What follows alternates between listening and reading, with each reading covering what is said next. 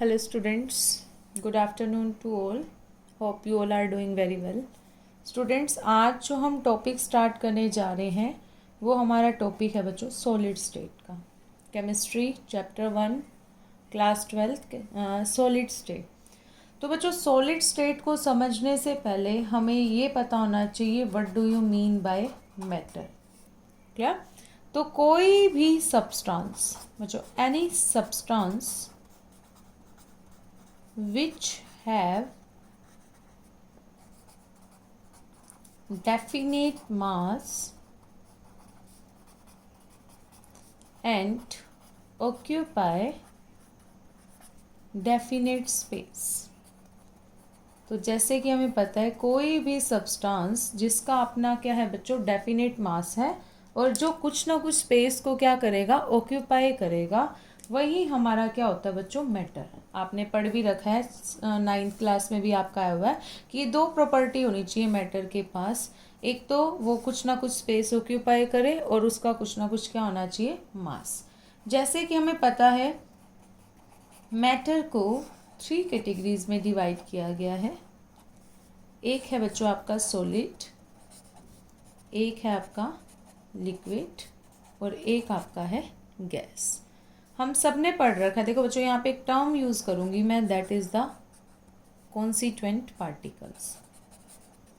जब भी मैं ये टर्म यूज करूँ that is the constituent particle, इसमें हम एटम की बात कर सकते हैं, आयन की बात कर सकते हैं और इवन मॉलिक्यूल की भी बात कर सकते हैं। तो ये क्या बताते हैं term constituent particle? It means वहाँ एटम भी हो सकता है, आयन्स भी हो सकते हैं और इवन आपके मॉलिक्यूल भी हो सकते हैं। तो बच्चों सबसे पहले आपको पता है जैसे कि सॉलिड के अंदर अगर हम बात करें नॉर्मली किसके अंदर, सबसे पहले सॉलिड के अंदर। तो सॉलिड के अंदर क्या होता है बच्चों, जो पार्टिकल्स होते हैं that is the constituent particles. ठीक है, जो कॉन्स्टिट्यूएंट पार्टिकल्स होते हैं ना वो टाइटली पैक्ड होते हैं। जैसे पार्टिकल्स की जो अरेंजमेंट है वो बहुत टाइटली है। तो जब भी पार्टिकल्स की अरेंजमेंट कैसी होगी, टाइटली पैक्ड है, इट मीन्स इन पार्टिकल्स के बीच कोई भी स्पेस नहीं होगा। तो no space present between the particles. तो पार्टिकल फर्स्ट कंडीशन क्या है कि वो टाइटली पैक्ड है। सेकंड मैंने आपको बता दिया कि इनके बीच में कोई भी स्पेस प्रेजेंट नहीं है। तीसरी बात बच्चों, जो सॉलिड होते हैं ना, आपने पढ़ रखा है 11th क्लास में भी, उनका डेफिनेट शेप होती है प्लस डेफिनेट वॉल्यूम होती है। तो थोड़ा बेसिक डिस्कस कर रहे हैं। सबसे पहले अगर हम बात करें किसकी, लिक्विड की, तो लिक्विड के अंदर आपको पता है जो पार्टिकल्स हैं उनमें क्या प्रेजेंट होता है बच्चों, सम स्पेस। ठीक है, जिसकी वजह से इनकी जो शेप है बच्चों वो कैसी हो जाती है, इनडेफिनेट, डेफिनेट नहीं होती ना, indefinite shape but definite volume. तो ये बात याद रखनी है। ये किसका केस हो गया, लिक्विड का, ये हमने पढ़ लिया सॉलिड का। अब लास्टली बात किसकी आती है बच्चों, गैस की। तो गैस के अंदर क्या होता है, जो पार्टिकल्स हैं उनमें तो और भी ज़्यादा स्पेस प्रेजेंट होता है, तो इसीलिए हम बोलेंगे more space present between the particles. ठीक है, अगर ज़्यादा स्पेस होगा तो इट मीन्स ना तो इनकी शेप डेफिनेट होगी ना ही इनकी वॉल्यूम डेफिनेट होगी। तो आप ये बोल सकते हो कि ना तो इनकी शेप डेफिनेट है ना ही इनकी वॉल्यूम डेफिनेट है। तो इट मीन्स अब हमें पता चल गया कि सॉलिड के अंदर क्या होता है, लिक्विड के अंदर क्या होता है, इवन गैसेस के अंदर क्या होता है। हमने ये भी पढ़ा हुआ है बच्चों, सॉलिड जो होते हैं वो नेचर में क्या होते हैं, रिजिड, या आप दूसरा नाम बोल सकते हो हार्ड। जबकि लिक्विड हमारे जो होते हैं वो नेचर में कैसे होते हैं, फ्लूइड। गैस भी हमारी क्या होती है बच्चों, फ्लूइड इन नेचर। अब इनका फ्लूइड नेचर होने की वजह से लिक्विड और गैस का, तो हम इनके लिए एक वर्ड यूज़ करते हैं दैट इज़ द फ्लूइडिटी, क्योंकि इनमें फ्लो करने की क्या होती है, एबिलिटी। जबकि सॉलिड जो होते हैं नेचर में हार्ड या रिजिड होते हैं, तो इसकी इस प्रॉपर्टी को क्या बोलते हैं हम, रिजिडिटी। क्लियर? तो अब हमें चैप्टर के अकॉर्डिंग जो हमारा चैप्टर का नेम है that is the solid state. तो हमें किसके बारे में डिस्कस करना है बच्चों, सॉलिड स्टेट के बारे में। तो सॉलिड स्टेट में हम क्या पढ़ेंगे बच्चों? सबसे पहले तो सॉलिड जो है वो एक्चुअल में पार्टिकल्स की क्लोज पैकिंग लेके बैठा है, तो इसीलिए ये हमारा नेचर में मैंने अभी बताया कैसा होता है, रिजिड होता है। क्लियर? अब बच्चों ध्यान से देखना, जो आपका सॉलिड है, अब क्वेश्चन आपके ना माइंड में ये आएगा कि कुछ ही substance, why some substance exist in the form of solid. ये बच्चों एक क्वेश्चन है जो आपसे जनरली पूछ लिया जाता है कि कुछ ही सब्सटेंस सॉलिड की फॉर्म में क्यों एग्जिस्ट करते हैं। तो उसके लिए ना आपको 2 पॉइंट्स एक्सप्लेन करने हैं। One is your intermolecular forces और second is your thermal energy. Clear students? तो फर्स्ट पॉइंट आपका क्या है? इंटरमोलिकुलर फोर्सेस, सेकंड है आपका थर्मल एनर्जी। तो फर्स्ट पॉइंट को मैं आपको बताऊंगी, पहले हम इसको एक्सप्लेन करते हैं। तो वो क्या है हमारा? Intermolecular forces. इंटरमोलिकुलर फोर्सेस क्या है बच्चों? यहाँ पे मॉलिक्यूल्स के बीच में जो फोर्सेस होंगे उसको हम क्या बोलेंगे? Intermolecular forces. तो इसमें हमें पता है जो पार्टिकल्स है ना बच्चों वो वेल पैक्ड है। अगर वेल पैक्ड हैं तो हम ये बोलेंगे कि इतने टाइटली पैक्ड हैं कि इनमें जो फोर्सेस होंगी स्ट्रॉन्ग होंगी, जिसकी वजह से ये सॉलिड फॉर्म में क्या कर रहा है? एग्जिस्ट कर रहा है। तो फर्स्ट पॉइंट आपको यही लिखना है कि ये सॉलिड फॉर्म में क्यों एग्जिस्ट कर रहा है बच्चों? क्योंकि इसमें जो पार्टिकल्स की अरेंजमेंट है वो टाइटली पैक्ड है, जिसकी वजह से ये किस फॉर्म में मिल रहा है हमारे को? सॉलिड फॉर्म में। सेकेंड पॉइंट देखना बच्चों, सेकेंड पॉइंट आपको थोड़ा ध्यान से समझना है, that is the thermal energy. Thermal का मीनिंग होता है बच्चों हीट। ठीक है? अब है ना, देखो आप सबको पता है हीट जहाँ पे भी सप्लाई की जाती है, कहीं पे भी अगर आप किसी भी सिस्टम को हीट दे रहे हो तो हम बोल देते हैं उस सिस्टम में क्या आ जाती है? Kinetic energy. पार्टिकल्स है ना घूमने लग जाते हैं, मतलब काइनेटिक एनर्जी तो पार्टिकल में मोशन लेके आती है ना। तो इसीलिए बच्चों जब भी आप थर्मल एनर्जी का कंसेप्ट पढ़ोगे ना तो आप ये बोलोगे कि जैसे हम हीट देंगे तो सॉलिड के अंदर क्या होगा? पार्टिकल्स अपनी जगह पे फिक्स हैं, ये तो घूम ही नहीं रहे। इट मीन्स इनकी खुद की थर्मल एनर्जी क्या है बच्चों? लो। अगर खुद की एनर्जी हाई होती तो ये अपनी जगह पे फिक्स ही नहीं रहते। तो इट मीन्स इनकी खुद की थर्मल एनर्जी क्या है बच्चों? लो। तो हमें क्या करनी पड़ेगी? ज़्यादा एनर्जी देनी पड़ेगी अगर इनको कन्वर्ट करना है। तो इट मीन्स सप्लाई क्या करनी पड़ेगी? High thermal energy. ठीक है? तो इट मीन्स इनको थर्मल एनर्जी सप्लाई आपको हाई करनी पड़ेगी, क्योंकि इनकी खुद की थर्मल एनर्जी क्या है? लो। तो इसी वजह से कोई भी सब्सटेंस किस फॉर्म में एग्जिस्ट कर सकता है बच्चों? सॉलिड की फॉर्म में। तो सॉलिड मतलब लिक्विड और गैस से जब सॉलिड को कंपेयर किया गया था ना बच्चों तो बेस्ट था।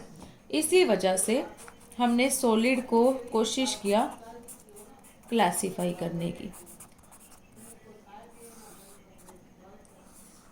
ठीक है? तो सॉलिड को कितने में क्लासिफाई किया गया बच्चों? 2 कैटेगरीज।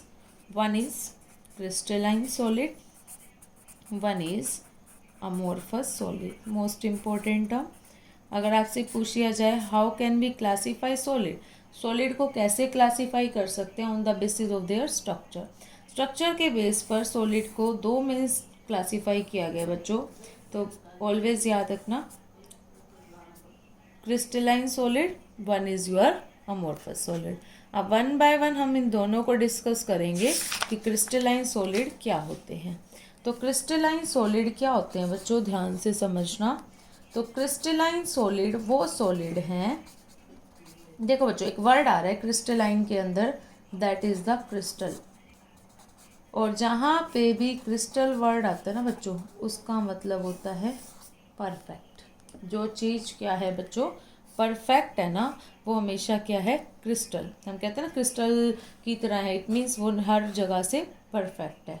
तो क्रिस्टलाइन सॉलिड बच्चों आपको ये बताता है जो पार्टिकल्स की अरेंजमेंट होगी 3 डायमेंशन में, चाहे आप एक्स एक्सिस में देख लो चाहे आप वाई एक्सिस में देख लो, चाहे आप जेड एक्सिस में देख लो। तो ये होगी X axis, Y axis, Z axis. तो पार्टिकल्स की जो अरेंजमेंट है तीनों एक्सिस में, तो आप ये बोलोगे कि वो अरेंजमेंट कैसी है, रेगुलर। ठीक है, तो regular arrangement of particles in 3 dimension, 3 dimension में जो पार्टिकल्स की अरेंजमेंट है वो अगर रेगुलर है तो आप उसको किस सॉलिड में पढ़ोगे, क्रिस्टलाइन सॉलिड में। जबकि दूसरा सॉलिड कौन सा है बच्चों, हमारा अमोर्फस सॉलिड। देखो बच्चों, सबसे पहले ना इसका मीनिंग समझना। What do you mean by amorphous? Amorphous word 2 से मिलकर बना है, ए प्लस मोर्फस। ठीक है, ए का मतलब है एब्सेंट, मोर्फस वर्ड एक बायो की टर्म से आया है, दैट इज मोर्फोलॉजी। मोर्फोलॉजी हम बायो में पढ़ते थे, मोर्फोलॉजी बताती थी किसको, शेप को, साइज को, स्ट्रक्चर को। इट मीन्स ना तो उसकी कोई शेप है, ना उसका कोई साइज है, ना उसकी कोई स्ट्रक्चर है।